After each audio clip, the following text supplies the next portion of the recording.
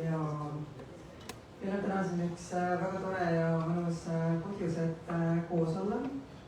Me esitame Maarjo ajaloolist romaani Eseuse lae. Tal on siin terve hulk abilisi selleks, nagu me siin näeme. Aga ma annan neile kohe sõnajärje üle. Aga üks oluline sõnum siiski veel, et tõepoolest suupisted ootavad teid, vein ootab teid, nii et naudime kõik koos siis selle uue raamatu lüptud õhtut.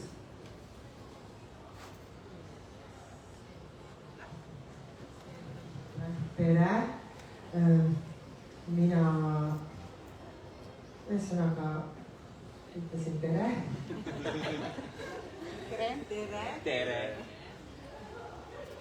Juuni 1808 Tartu. Frederike on siin 8-aastane.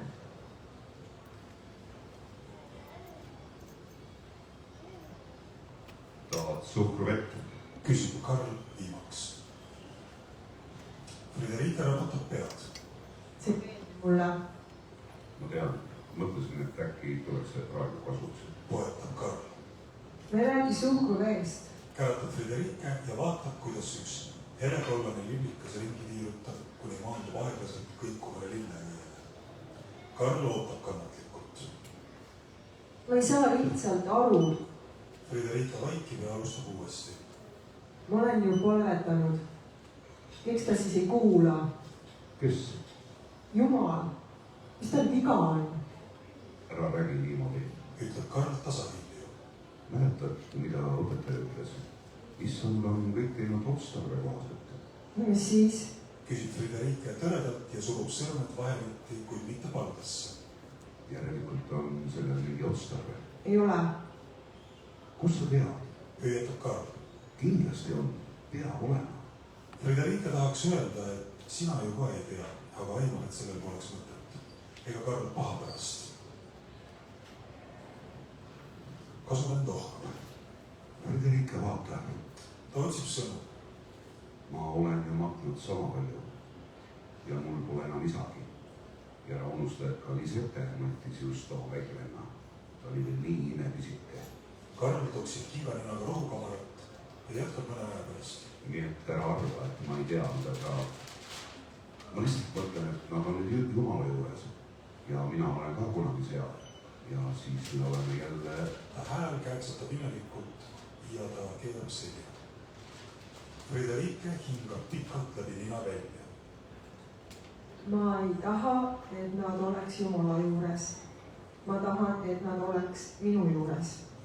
Karl on mitu korda neelatanud ja naeratab nüüd hädiselt. Jah, siis sa pead vist Jumala endaga vaidlema. Vaata, kumma kahe jääb peale. Frederike müksab teda ja muigab esmakordselt. Mina olen tugev. Minu taha jääb peale. Karl raputab pead ja vibutab näpuga. Ära selliseid nalju tee. See pühi nina puhtaks ja mine tagasi tööle. Torkab Frederike püsti tõustes. Ta saabub tagasi majja ja tahab kõndida kööki, et näha, kas Madlil on juba söök valmis, kuid koridori astub järsku mamma, kes on veel üleni mustas. Ta vaatab Frederiket sõnatult ja kallistab teda siis järsku. Seejärel laskub mamma põlvele ja vahib talle nii suurte silmadega otsa, et Frederike kardab teda natuke. Ära ole kurb. Sosistab mamma.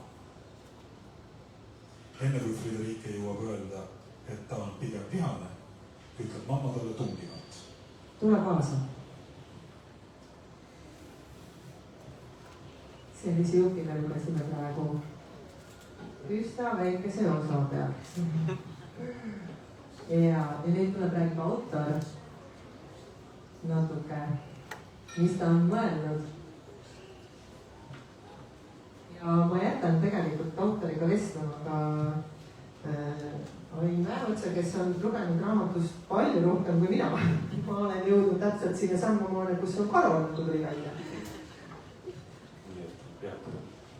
Ja see, tere kõigile, tere Maarja, palju õnne veel. Et tõepoolest, mul üle 2/3 loetud, see raamat tuli välja just sellisel ajal, kui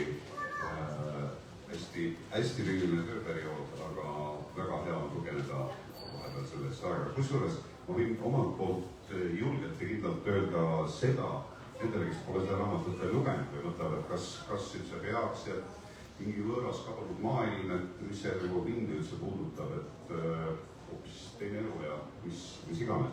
Et esiteks sellega on niimoodi, et mõnda raamatut lugedes on see, kui jääb paaripäevane paus sisse ja siis noh, ja isegi kui järjehoidja on vahe, siis oota, peab nüüd sisse minema, oota, kes see kellega oli, kus, mis, ahah, see sugulus, ahah, et võtab tükk aega enne, kui taas rattale saab. Siis kummalisel eriti,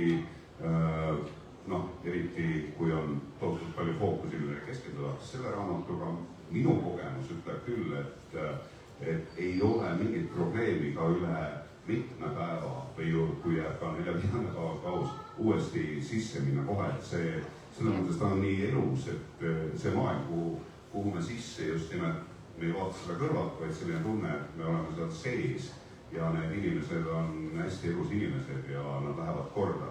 Ja selles suhtes, et minu poolt, et see on nagu hästi hea loo rääkimise tulnud, et see räägib mitte lugu, vaid sa loodki selle maailma, et ma nimetan seda kadunud maailmas ja omalt poolt tahaksin kohe sõna anda Mariole, et mul oli 3 täiesti meelevaldset paralleeli, et Mario võib vastu vaielda, aga kui teile meeldib Miga Valdari, selles mõttes ka autor, kes tegeleb kadunud maailmaga ja võtab ühe inimese ja jälgib hetki tema elust või näiteks ja isegi millegipärast mul tekkis tohutu paralleel Tom Stoppardiga, ütleme eeskätt rääkides ka vanemuse laul tükist Leopoldstaad, et ühe nagu sellise kogukonna elust hetke päris suurte aastate kaupa ajahüpetega ja veidi ka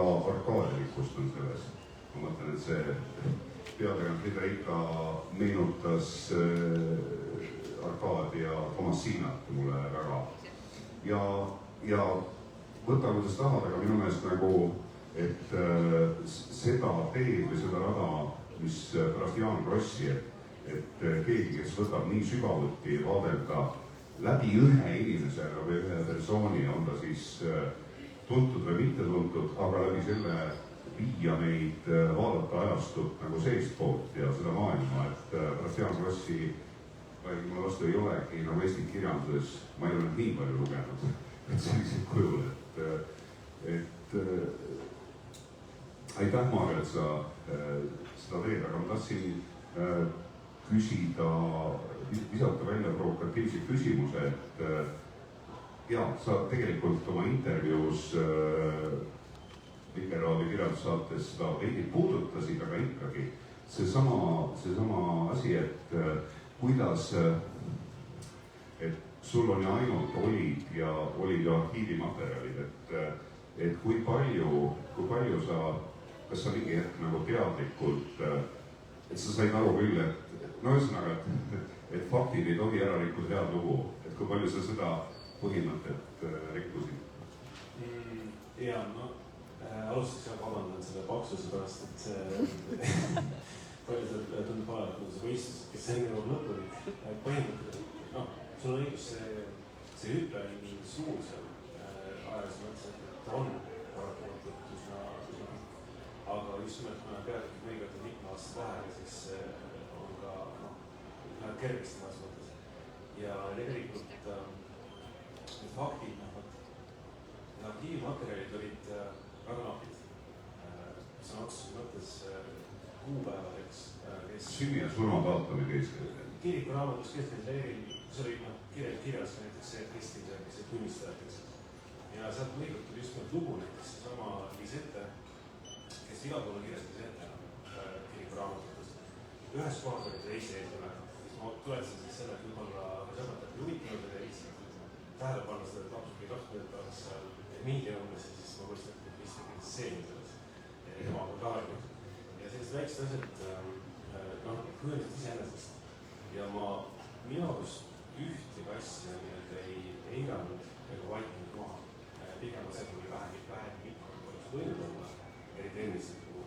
Aga ma nagu sellel mõttes seda ei teinud, et oli mingi dramaatiline elusündmus, ma lihtsalt üstan kõrvale sellepärast, et tema hommikul väga risk.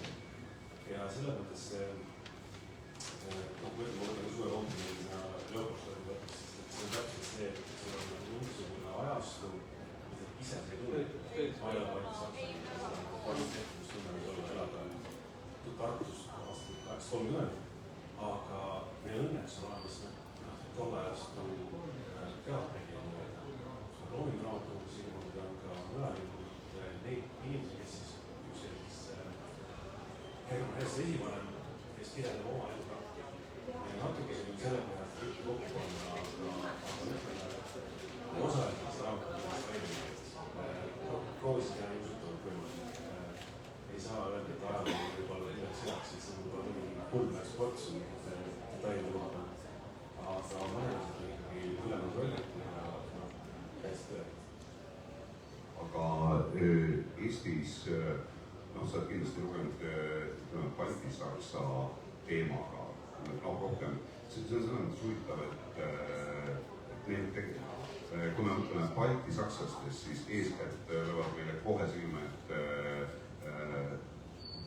mis iganes fondid, fondikspillid, mis iganes aadlikud, ehk siis paronid. Need nüüd järsku on meie ees selles mõttes, nimetame siis keskklassiks, eks ole, tavalised sakslased, et ma ei tea, kes nende kohta baltisakslane tahab öelda selle raskelises tähenduses, et nagu see on, et Liina Lukas on selle kohta, kes on tegelikult baltisaksa kirjanduse teemaga ma tema käest küsisin, siis ta selles mõttes, et sisuliselt on see õige, aga tegelikult, kui see baltisakslane, siis see on just nimelt nagu aadel, et need tegelased ei ole aadlikud, et aga nad selles mõttes, nii nagu kõik me tahaksime kuuluda kõrgemasse klassi, nende mõttemaailm tegeleb sellega, et saaks ka kuskile, et nad on ootamatult lihtsad inimesed, sest ütleme, kui me loeme või vaatame filme aadlikest, meie, kes me ikkagi ilma igasuguse valehävita massirahvast pärit, et see on meile nagu võõras maailm, et korraga, et just nimelt korraga on seesama ühest küljest nagu võõras kauge maailm, aga samas üdini nagu meie moodi maailm, et selles mõttes, et sinu nagu sisenemispunkt nagu meie empaatiasse on hästi, ma ei usu, et see teadlikult valitud, aga see on nagu väga sümpaatne, aga nüüd jõudes ikkagi tegelikult see ühe naise lugu. Küsin hoopis selle kandi pealt nüüd jälle järgmise provotseeriva küsimuse, et kui palju ja see peategelane on, nagu sa ise ütlesid, oma aja punkerebel, et mässumeelne, et kas sa ja minu meelest kui tundlikult ja huvitavalt ja samas delikaatselt sa ütleme noore, areneva naise läbi aastate, kuidas temast saab naine, kuidas seda käsitled, et see on midagi sellist, mida ma ei tea, et Virginia Woolfi grupi ja feministeeriumi inimesed sulle Iia Landes ja kui see keskeline meesterahvas, et kuidas sul ütleme nii, et kas sa küsisid nõu ka mõned naised, puhtalt naise seisukohalt? Esimene on see, et ma välistasin need hetked ja teemad, millest ma tõesti midagi ei tea, millest ma siin kunagi teada, lihtsalt bioloogilistel põhjustel, need ma proovisin üldse välja jätta. Ja teistest puhul ma proovisin teha ikkagi seda, et Eesti meeldis ilmselt väga palju intervjuusid ja üsna paljud neist just täpselt ka nende räägib oma kogemusest.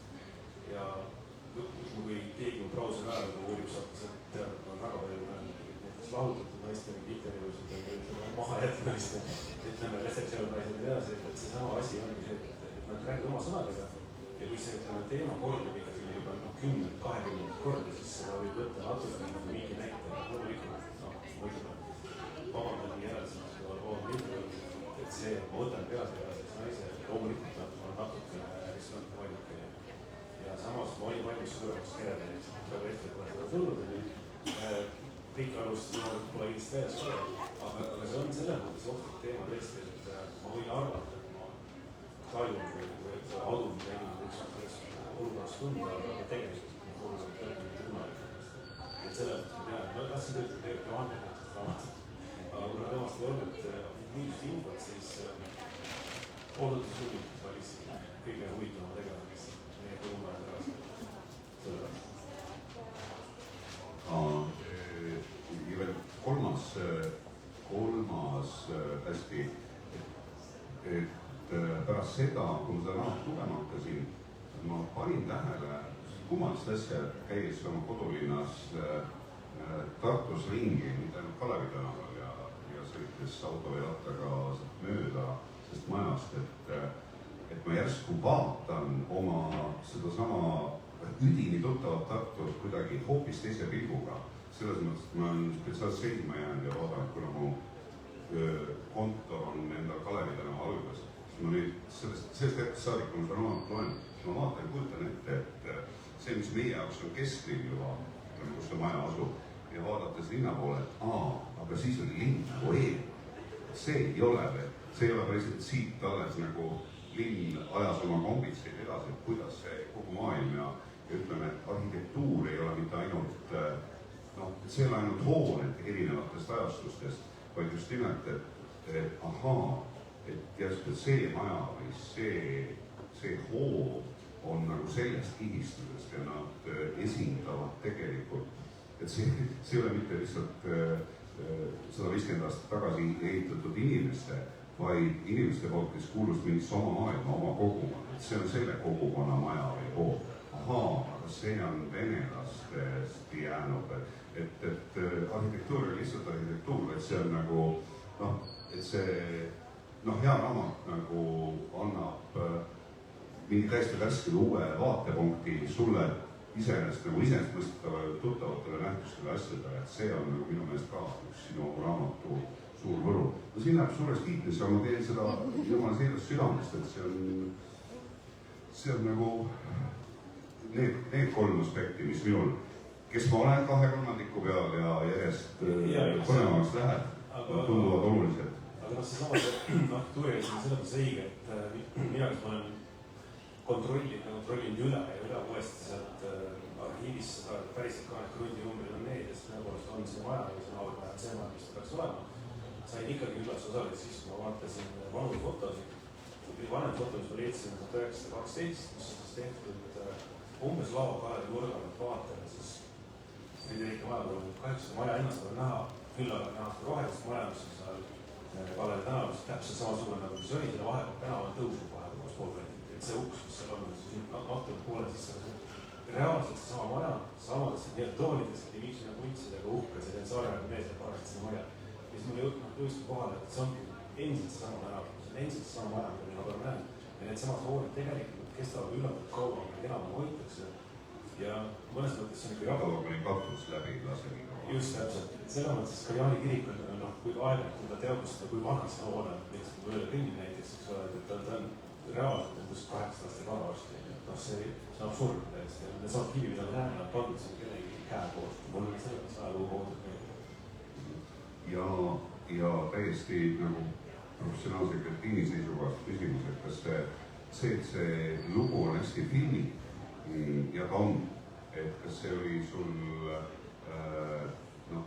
teadlik valik, sest ta on üles ehitatud nagu selliste just nimelt hästi ilusad hetkedel, et need ajahüpped ei ole nagu üldse probleem, et ma saan kõik kätte nagu lugejana või antud juhul, minu jaoks on alati oluline, et kas kõik lugu, ükskõik mis vormis on ta romaan, on ta stsenaarium ja näidend, et kas ta mu silme ees hakkab pilt kerima.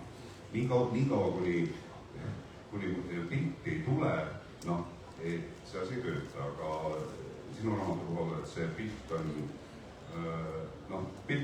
nii lummav ja see lugu jookseb mulle enda silme ees, et ma ei pea seda nagu selles mõttes läbi närima.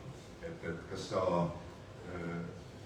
tegid seda teadlikult, või oli see selles mõttes lugu ja puhang, et kirjutasid nii nagu, et need hetked, mis sa valisid, need elu, nimetame ikkagi eluhetked, ja kui palju sa välja jätsid, et ütleme, ja kui palju sa teadlikult struktureerisid, et ma jätan nüüd selle sündmuse välja, mis siis, et see oli oluline traagiline sündmus, aga me saame, see, mida ma räägin või näitan, et lugeja saab selle ju kätte niikuinii ja talle tuleb see palju huvitavamalt kätte. Ma panen oma peas, et puuduvad pusletükid, mida mul reaalselt raamatus ei ole, aga nad tekivad mul ise peas. Et see pilt hakkab mul ikkagi joonistama. Kui palju sa teadlikult struktureerisid nii-öelda paberi peal ja ükskõik kuidas, et ahaa, selle võin välja jätta, aga kui ma selle välja jätan, siis lugejal jääb midagi puudu ja tal tekib nagu segadus. Et kui palju sellist sõna otseses mõttes matemaatikat oli? Ütleme, see võib mõelda niimoodi, et ma salaja mõtlesin, et ma kirjutan sellest raamatu, siis ainult loest ja et kõik on võimalik, aga tegelikult ei, see on selles õigus, et see kujunes hübriidina, see kujunes jooksvalt, ma aimasin, et aastal 1816, ilmselgelt suurim sündmus on see, aga ma ei taha seda näidata otse kaameraga. Me teeme see sündmuse nii-öelda kohe ära. Ei ole in your face. Vaid on päev hiljem näiteks. Või on see, et on vastupidi alles tulemas see sündmus, et see natuke nagu, kujunes niimoodi, et läheb igavaks, kui iga asi on nagu üks selline peatükk on see, et sa oled teadlik vastu pauk, eks ole, siis on suur nutt ja hala ja see peab kinni. Ja tahtsin natuke poeetilisemalt, ja näiteks tõesti see, et see näitab filmis on pulm toimub, vaid näitab pulmalauda järgmisel päeval näiteks. Kaamera hakkab see kauas tulema, eks ole, siis me saame aru, et see on pulmalaud tundub, aga pulm juba läbi. See on nagu natukene, ma olen kujunenud tunde järgi, sa ise pead seda väga hästi, et sa tajud ära, et ma ei taha teha seda e-lihtsades. Ja see aastate hüpete poolus on see, inimese elus, olgem ausad, kui just Bondi elu ja on üsna igav periood. Ja ma sain julmalt välja, et ma vahepeal selle 11 aastat jätsin vahele mitu aastat korraga, sest ma mõtlesin, et tõenäoliselt me ei taha seda rutiinset algelu sinna sisse panna, sest et lugeja liitse luges. Kui see algelu juhtus midagi suur, siis me vaatame seda sisse tunnestati. Selles mõttes oled sa, loo jutlustamise puhul on, filmi, aga teatri puhul on stsenaristika üks kuru, et sa pead valima, kas sa teed kas sa paned ebatavalise inimese tavalisse olukorda või tavalise inimese täiesti ebatavalisse olukorda.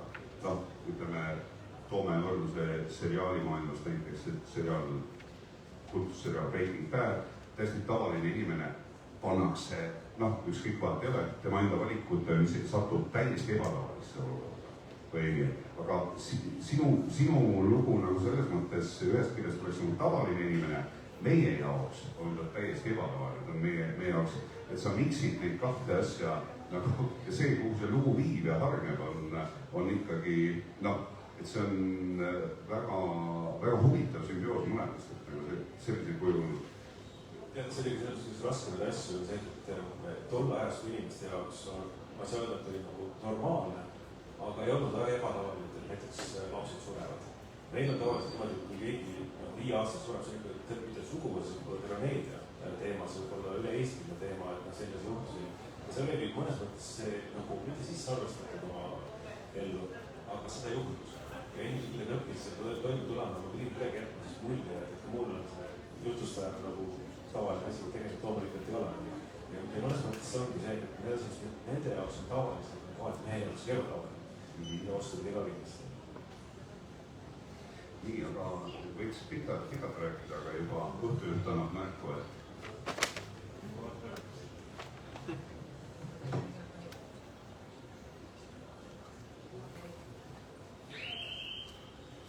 aitäh, avame raamatu ja kutsume tõesti siia ka nüüd Tanel Joonase, kes oli lahkelt nõus püstol tegema nii-öelda näitajate keeles, ehk siis ta sai täna siinsamas esitlusel teada, et ta loeb jutustaja teksti. 194 september 1817. Frederike on nüüd 17-aastane ja Ain loeb Adolfit, kes on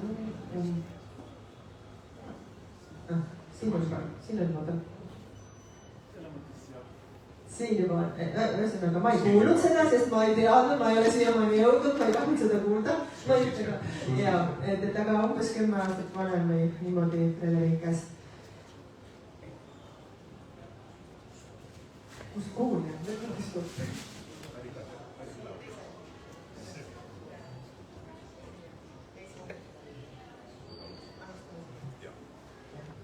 millest mõtled? Küsib Adolf tasakesi, kui nad on juba mõnda aega eeskojas seisnud. Et ma olen sinu, mitte Ernitsate kodus. Adolfi kuldne võtsiviir tõmbub muidesse. Nii see on minu kodu. Ometi ka Ernitsate kodu. Vabandust, Adolf, aga ma nägin, kuidas nemad selle siia ehitasid. Nemad proovisid sellest samast uksest edasi-tagasi.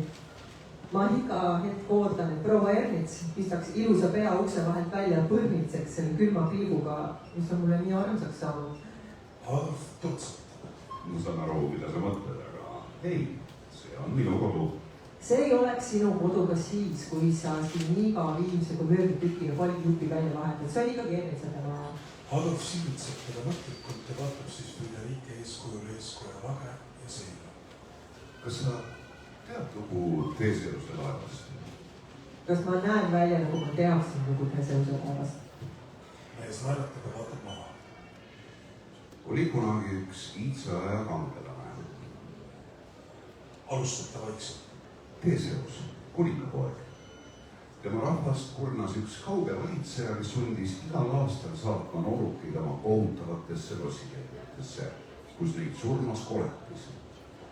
Ühel aastal seilas Theseus ise ühe noorukina sinna, et seda jubedat tava lõpetada. Ta astus koletisele vastu ja tappis ta. Hirmsal valitsejal oli aga imekaunis tütar. See printsess aitas kangelasel leida tee keldritest välja ja nad seilasid õnnelikult minema. Kui Theseus tagasi tulis, jäi tema laev kodusõdamasse ankrusse ja seda tülistati võidumärgina. Aga laevadega on ikka nii, et sool ja merelukad kahjustavad neid. On vaja välja vahetada kord üks plank, siis mõni paik või köis ja kui möödub piisavalt kaua aega, on välja vahetatud kõik. Iga viimane osa sellest laevast. Nüüd ma küsingi sinu käest. Kui sadamas loksub laev, mille kõik osad on välja vahetatud, kas see on siis seesama laev, millega kangelane koju seilas? Friederike kutsutab kulmu. Ei ole ju. See laev, millega ta tuli, on hävinud. Aga ometi vahetati seda välja tükikaupa ja võib-olla 1000 aasta jooksul. Ikkagi, see ei ole sama laev. Mis hetkest alates see pole enam sama laev? Küsib Adolf teda tähelepanelikult uurides. Mis mõttes? Kas siis, kui vahetamata on jäänud veel üks tala, üks köieroll ja üks purjeriba, mis elasid üle algse reisi, kas siis on veel sama laev? Friederike põrnitseb teda. Mis tähtsus selle? Adolf muinab.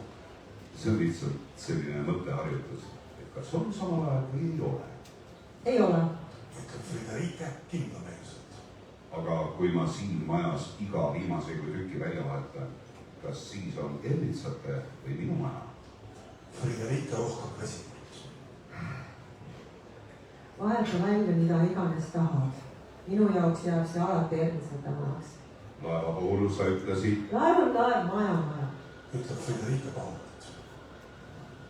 Kas me jäämegi eskuta selle üle arutama? Ei jää.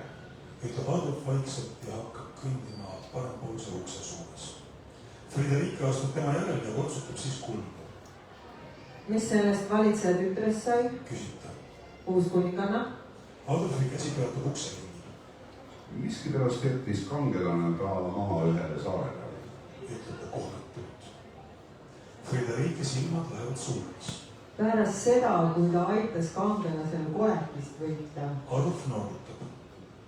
Mulle tundub see justkui olulisema osana sellest loost. Miks me peame rääkima mingist vanast laevast? Küsib ta hämmeldamalt. Adolf vaikib hetkel ja heidab talle siis kummalise pilgu. Ei peagi rääkima. Tule, mängi mulle klaverit. Mõtlust mängib see järgmisel juba algus. Klaver põrnitseb Friederike. Friederike põrnitseb klaverit. Nagu oleks kohtunud vana vaenlasega. Ja siit saate lugeda juba ise edasi. Ja ka kas autor soovib veel midagi täpsustada, midagi lisada? Lõpusõna ja on avatud küsimustele. Küsimuste voor, jah. Ma lähen küsimuste vooru juurde igaks juhuks. Ja ma arvan, et ma olen nõus passiivselt nii-öelda reageerima kõikidele süüdistustele, et ma ise rohkem sõna ei võta. Kas keegi tahab midagi otseselt küsida või tahab keegi vaikselt eraldi küsida, siis tegelikult hämmeldunud vaikus. Et meil on siin siis avatud väike snäkilaud ja mis ma siia mikrisse seda kõike räägin. Et ühesõnaga tunneme ennast mõnusalt ja siit saab, kellel meil ei ole romaani, saab seda siit võtta ja saab autogrammi ka ja üldiselt aitäh, mis te tulite. Ja küsimus. Kui kaua selle romaani kirjutamine aega võttis? Ajalooline. Liiga kaua alustame sellest, et 2020 umbes hakkasin tegelema selle teemaga. Ja mina ei hakanud üldse kahtlustama, kui ta ütles, et ta läheb jälle tundideks rahvusarhiivi.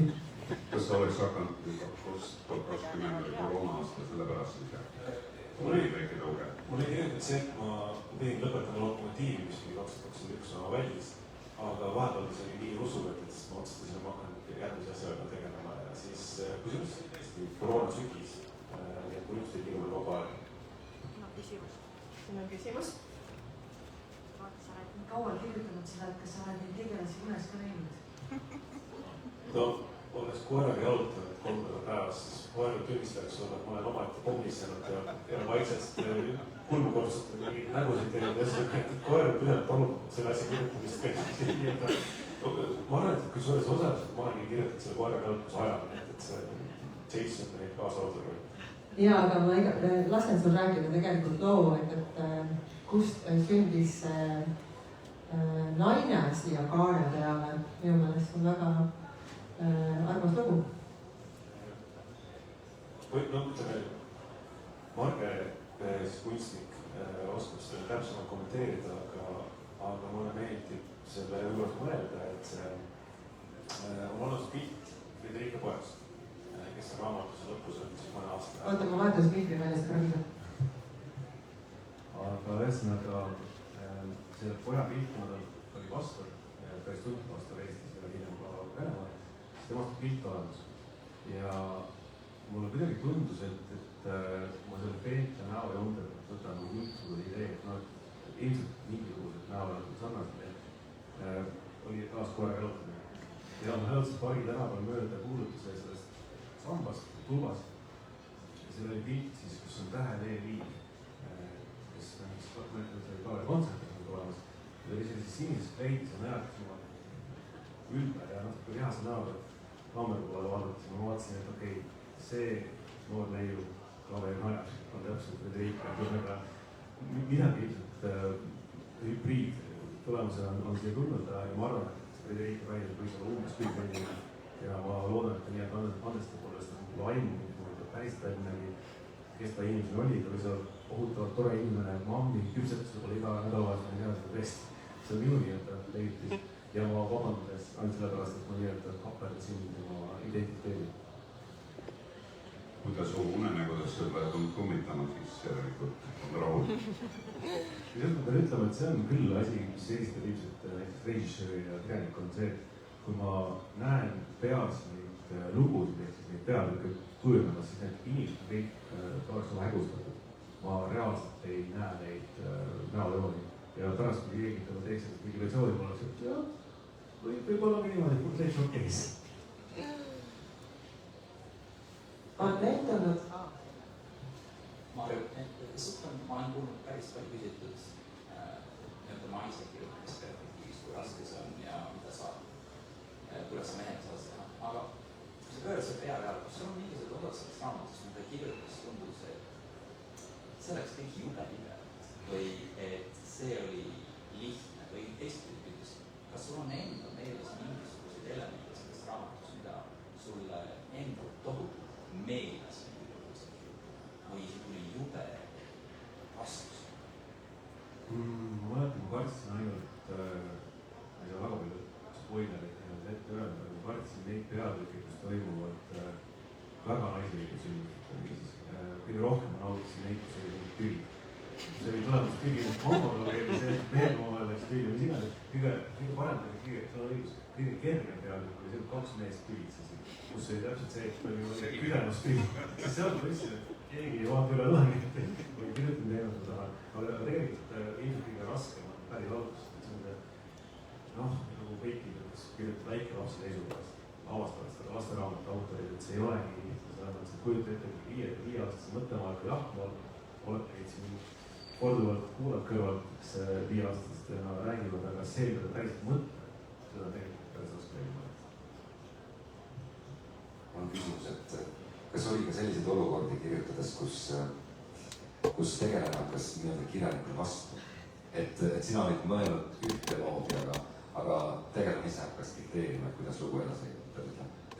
Jaa, tegelikult seal on üks väheseid kordi, kui kõik Tartust välja saab. Äkki ütleme täpselt kuhu, aga ühesõnaga käib korraks sinna välja sõidul. Seda tegelikult enam kirjutas tema, sest ma ei ole päris kindel, et juhtuma hakkab, aga kuidagi mul tuli valmis, et ta nagu teeks seda ja siis võib-olla jõutaks see, samas lugedaks see ja siis kõigelt reageeriks selle peale. Niimoodi ja mina lihtsalt kirjutasin üle. Selles mõttes oli küll see see.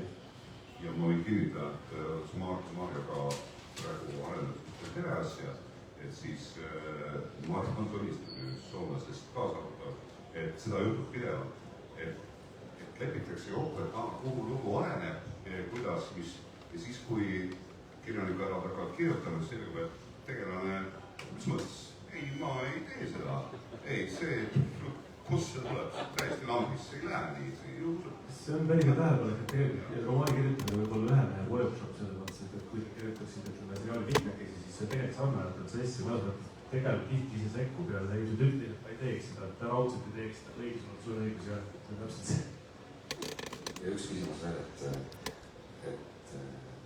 see romaan on valmis, aga kas midagi uut romaani aga käsi lisaks selle projektile? Ma võingi jah, rääkida selle, mida ma mõtlesin, et peaks alguses kohe mainima, et Neks on lugenud Lokomotiivi, debüütromaan.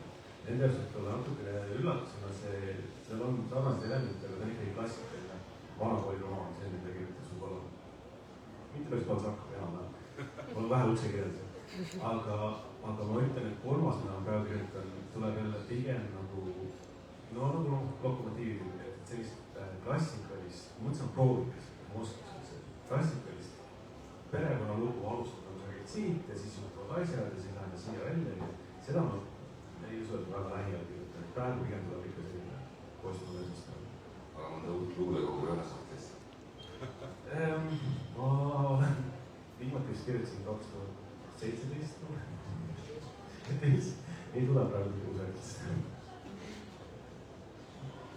Muide, ütlen igaks, et Lokomotiiv oli, see oli eelmine aasta, kui see mulle ette sattus, et see oli see juhus, et mõtled, et enne uinumist, ma olin Soome rongis, seisin läbi Soome, et enne uinumist pool tunnikest loen ja siis 5 tundi hiljem oli raamat läbi ja siis sain aru, et mul on ainult 4 tundi magada. Et väga hea, hästi põnev ja väga soovitav ka. No ja palju ikka soovitav. No aga aitäh, jah. Aitäh küsimust, aitäh tulemast ja aitäh lugemast. Suupisted ja autogrammid. Suupisted ja autogrammid. Mis see kus nende raamatub oli?